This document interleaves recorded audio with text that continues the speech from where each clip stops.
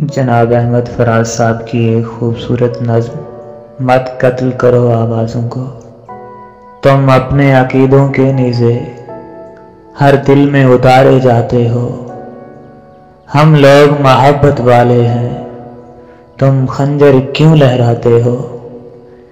इस शहर में नगमे बहने दो, बस्ती में हमें भी रहने दो। हम पालनहार हैं फूलों के, हम खुशबू के रखवाले हैं। तुम किसका लहू पीने आए, हम प्यार सिखाने वाले हैं। इस शहर में फिर क्या देखोगे, जब हर्फ यहाँ मर जाएगा। जब तीर पोलय कट जाएगी, जब शेर सफर कर जाएगा। जब कत्ल हुआ सुरसाजों का, जब काल पड़ा आवाजों का।